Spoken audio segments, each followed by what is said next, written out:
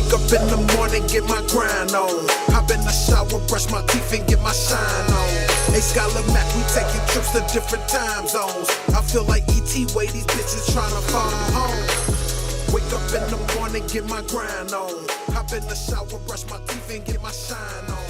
Hey, Skylar Mac, we taking trips to different time zones. I feel like E.T. way these bitches tryna follow home. Welcome to Living on Purpose podcast. We're your hosts, Jason Wilson and James Hagler. What's up? Today we have Marques Ogden. Marques was a professional football player who played for the Bills, Ravens, Jaguars, and Titans. He has since transitioned as an executive coach and keynote speaker. Marques is a good friend of ours. We've been talking back and forth now, Marques, for about 3 or 4 weeks on Instagram? Probably about a good month. I'd say about 4 to 6 weeks, somewhere in that area. Yep.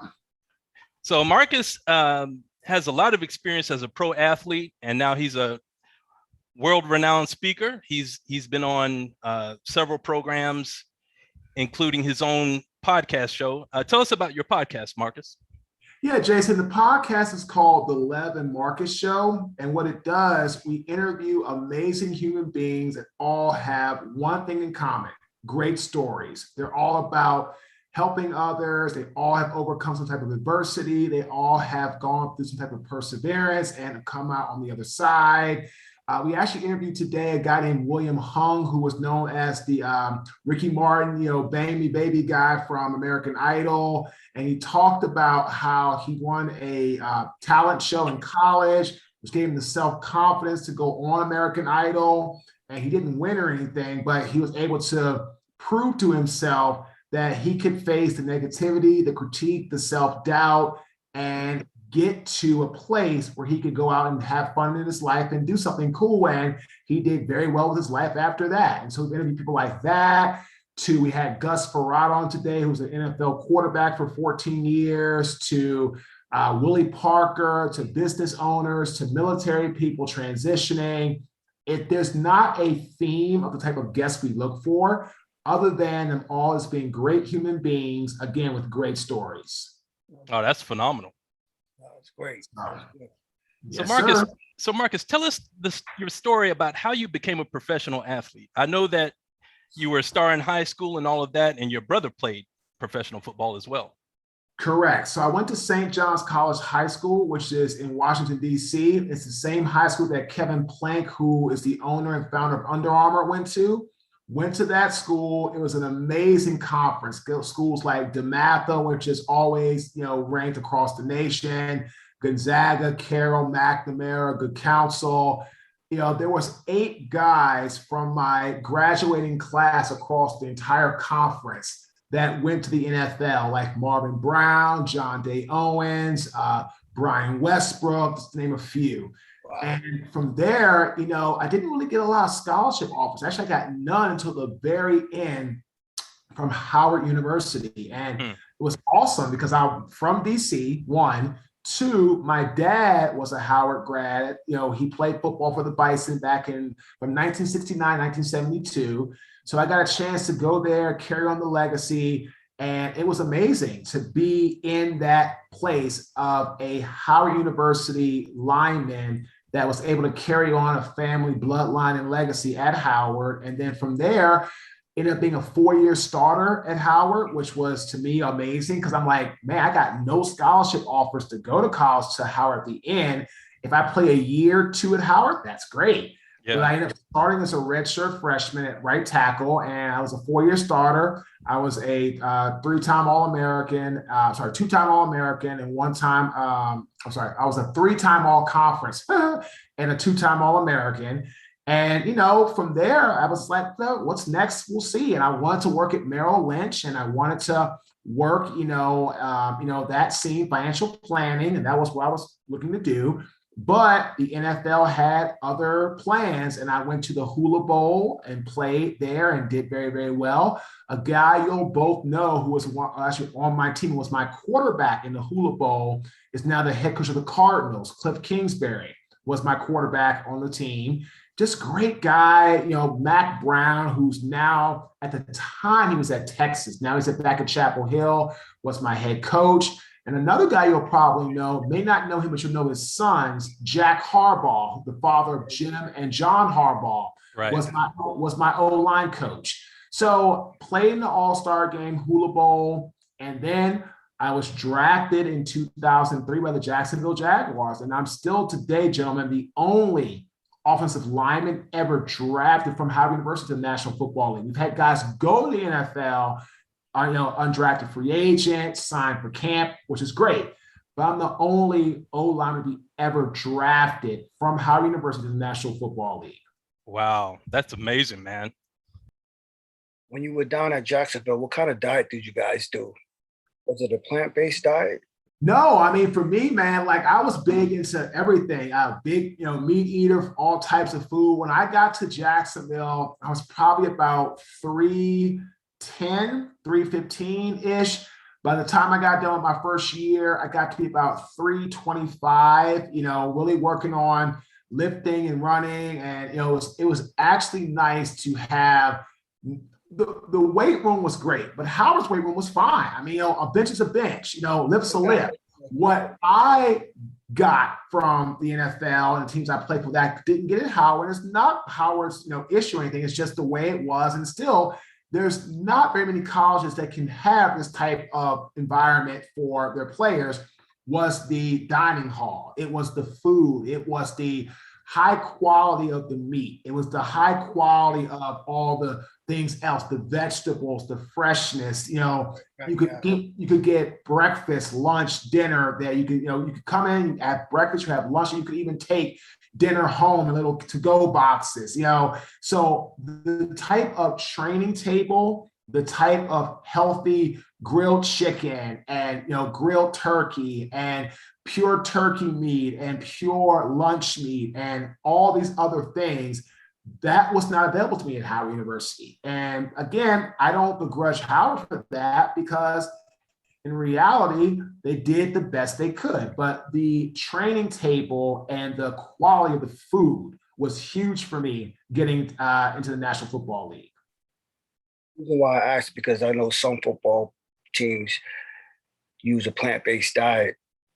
I was checking out the Game Changers on Netflix, and I know a lot of football players that were on there changed their diet to a plant-based diet to get better blood flow and for a better complete game. If you ever get a chance to see that documentary. There's a guy, I don't know if that's the movie he did or not. There's a guy named David Carter who played in the NFL, played for the Cowboys and for the Cardinals. And David is a movie producer, and he has a documentary on Netflix talking about plant-based. I wonder if that was his documentary. It might be. It might be. Yeah, it might be. Yeah, because David talked, because he was a 320-pound nose guard that was vegan. So everything plant-based. And his so wife cooked a lot of his food too, didn't he? Yep, correct. Yeah, that was him. That was him. So we had him on our podcast, and his business partner, Reggie Walker, talking about what they're doing now with their brands after football. Oh, dope. No. So Marques, how was the transition from professional sports to the corporate world? How was that for you? It was really hard. When I left the NFL right after I left the NFL, for about 6 months, I was an alcoholic. I was a manic depressive pain popping addict.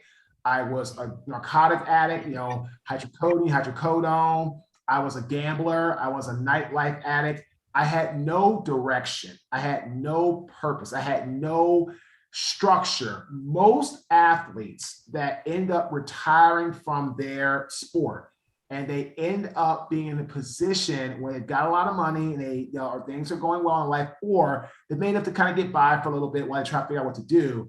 I tell those athletes, you need to structure your time and efficiently manage your schedule, just like when you were playing. Yeah.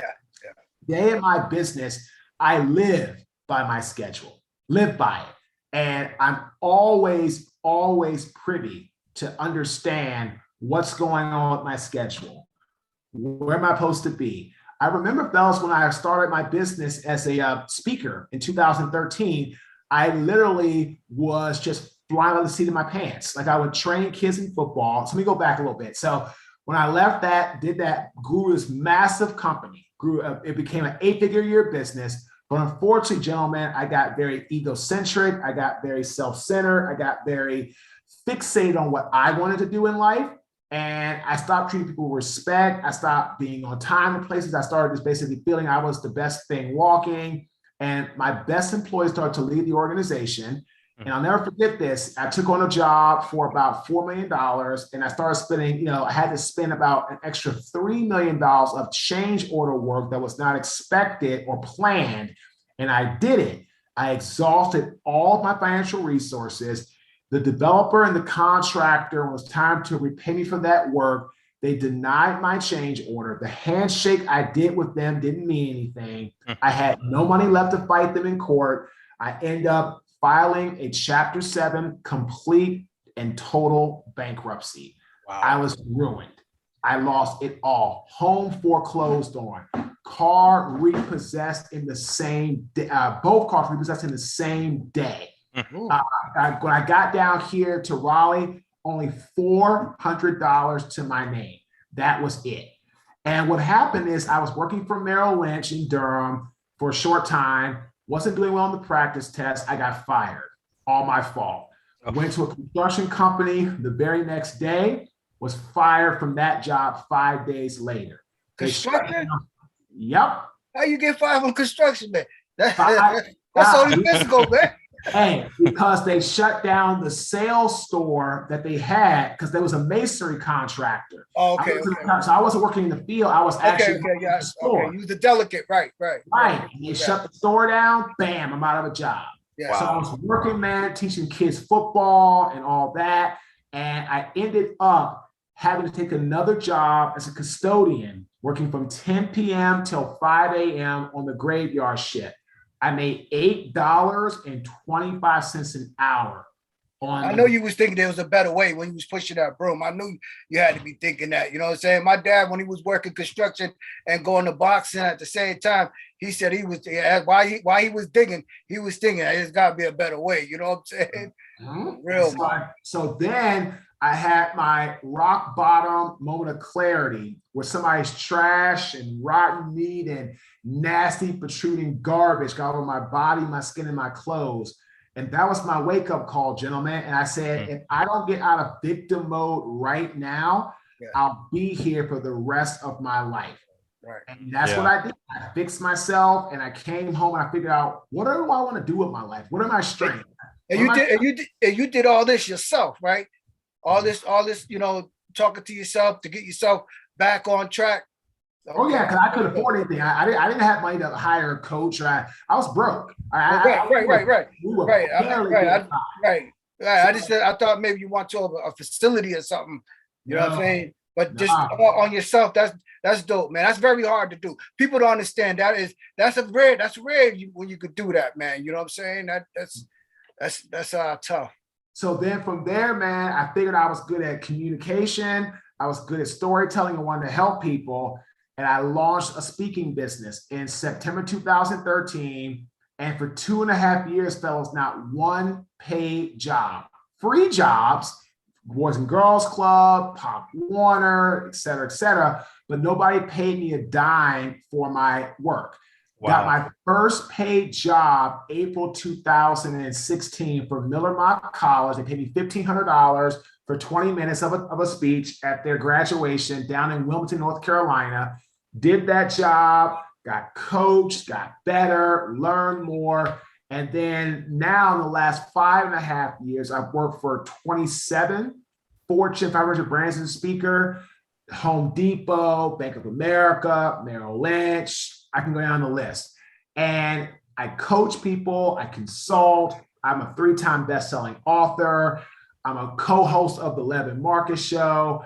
And really and truly, gentlemen, but I'm the same guy that had no focus, no discipline, no plan of action. And as a result of that, when I started my businesses after my failure and my bankruptcy, I went nowhere.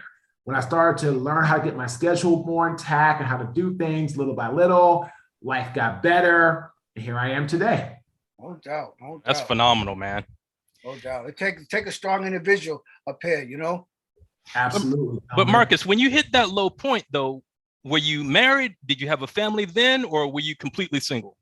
No. So when I hit rock bottom, I met my wife a few months before that. And then we started dating in July of 2012. And then I filed the bankruptcy, or I started the process in February/March of 2013. And she decided to stay with me. You know, I was 32 years old. Yeah, I was 32 years old when that happened. And she said, hey, you know, I'm going to be here. You built a successful business. You had success in your life. You can do this. And I'm going to be right here to help you along the way.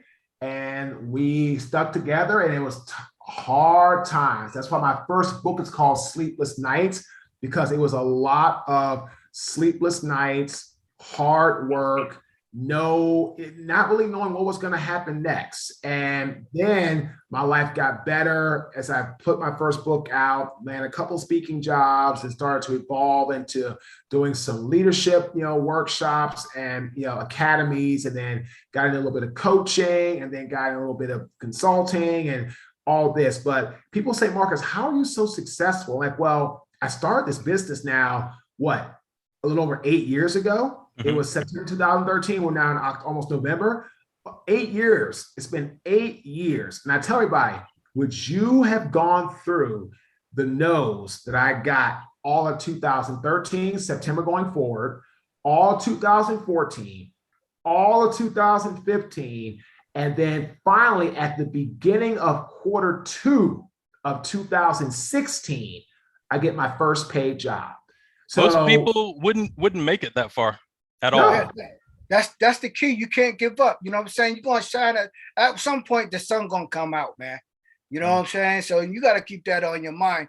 And that's one thing my dad did when he was trying to get the title shot. You know what I mean? He was the uncrowned king. He was 40 something and two before they gave him a title shot. So you just think, how many times went through his head, he's going to give this thing up? You know what I mean? But he was so determined. He was like, you know what? His belief was this: as long as I keep winning, they're going to have to get it to me.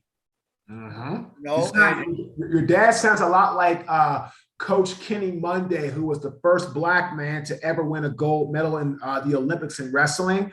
And he said that in the 7th grade, he lost a match that the ref cheated him out of. And his dad said, hey, look, you just worry about wrestling, just keep winning. He said, if you don't want the refs to take it from you, don't leave it to chance. Pin everybody. That's and he right. said he didn't lose a match from 7th grade until he graduated high school.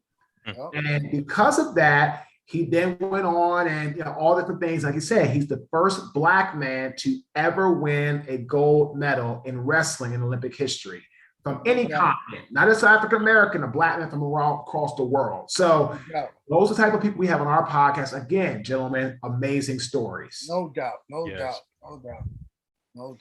And you're also an executive coach. Is that right, Marques? That's correct. I coach business leaders, people that want to start a podcast or grow it, people that want to write a book, people that are trying to go to the next level, ascend up the corporate ladder, people that want to be speakers and grow in that regard, all that kind of stuff. And how do people find you for coaching? Do they go to your website, or are they referrals? So they go to our website. Well, actually, a little bit of both. We get a lot of referrals from people that have, that from existing clients that people said, hey, I'm getting coached by Marques. They tell a friend, why don't you get coached? And that happens. And also, a lot of people go to our website, but also, gentlemen, it's because of doing podcasts, things like this, having our own podcast. It's just another form of marketing. And I tell my clients, I tell everybody all the time, I don't give a damn how great your business is. If nobody knows it exists, they will never, ever be capable of buying your product. Exactly. Right. I agree.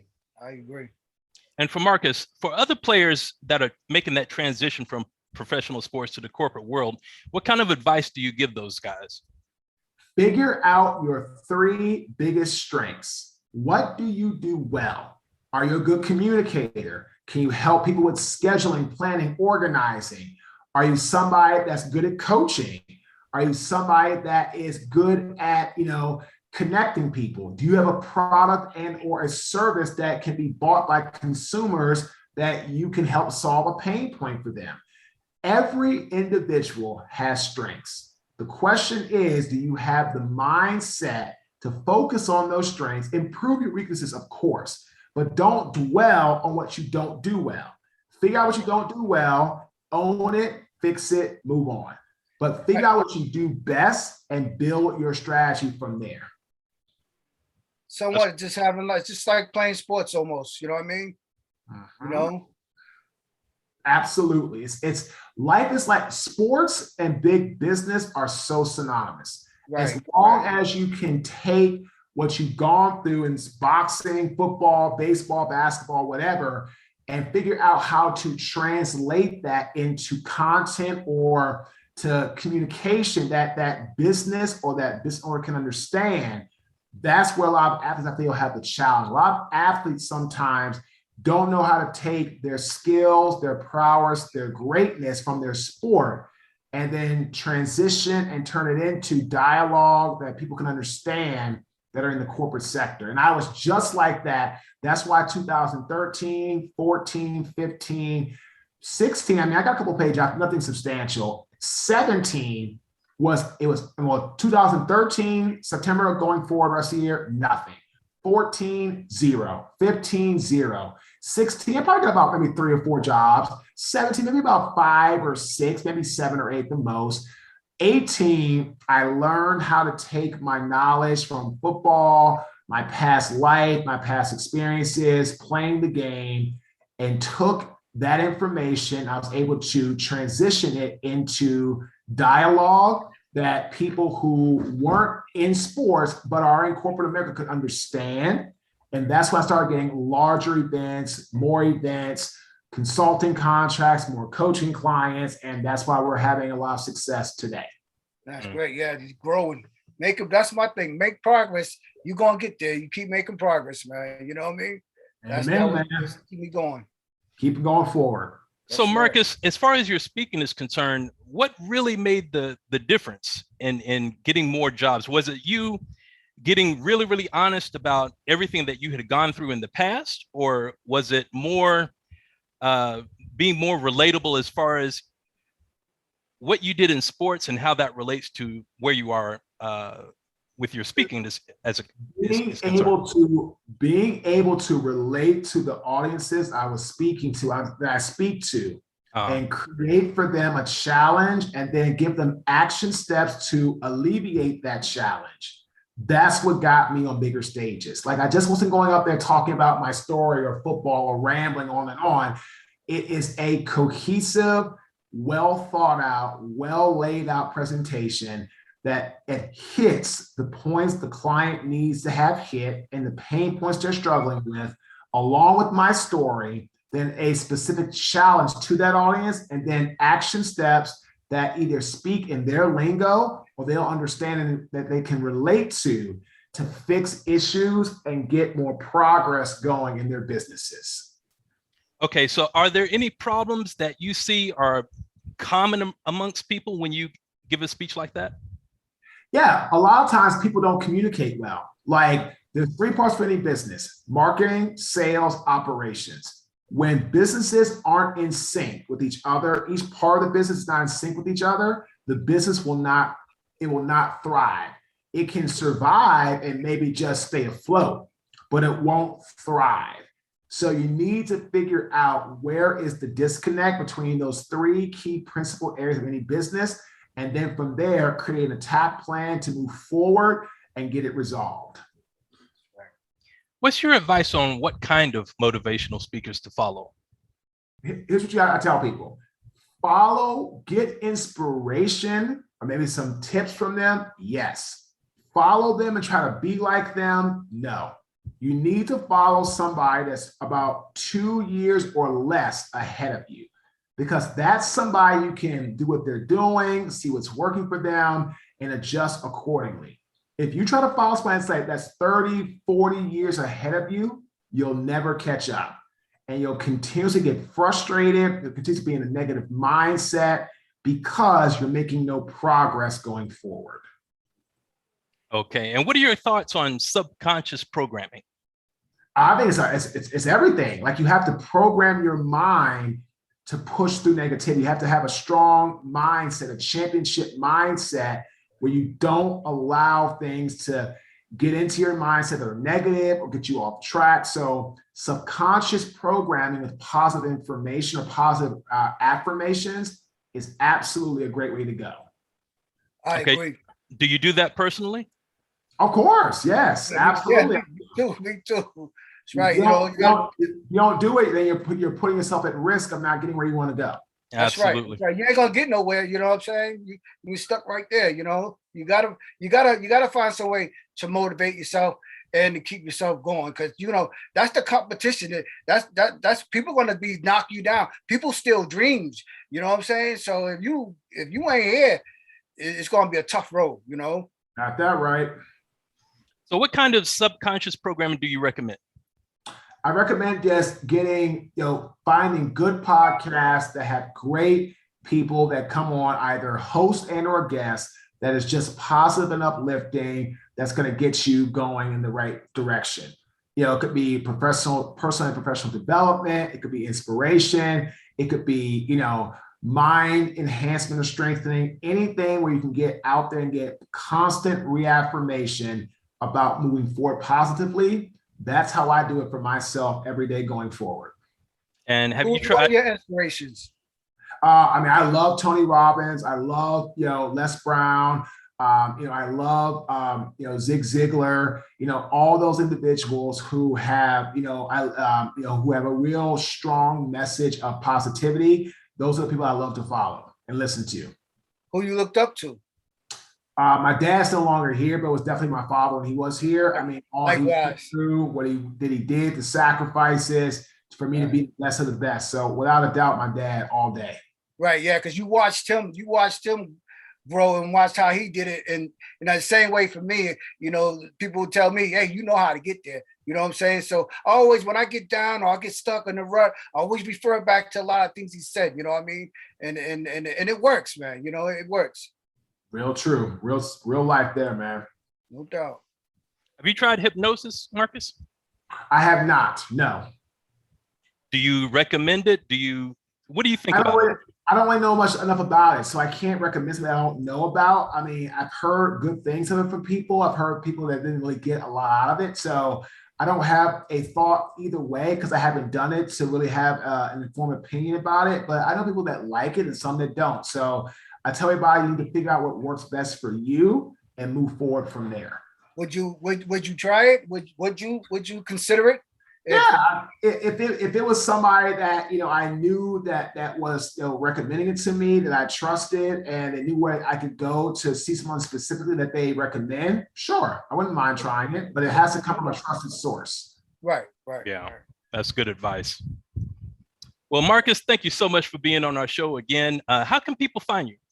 Yeah, they can go to our website, www.marquesogden.com. And reach out to us, and then they can email me at marques@marquesogden.com. Excuse me, they can email me at marques_ogden@yahoo.com. So you can email me, marques_ogden@yahoo.com, or you can reach out to me on our website, www.marquesogden.com. MARQUESOGDEN.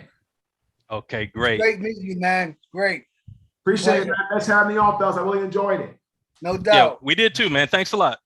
Always. All right, bro. Take care. See y'all later. All right. Yeah. Bye-bye.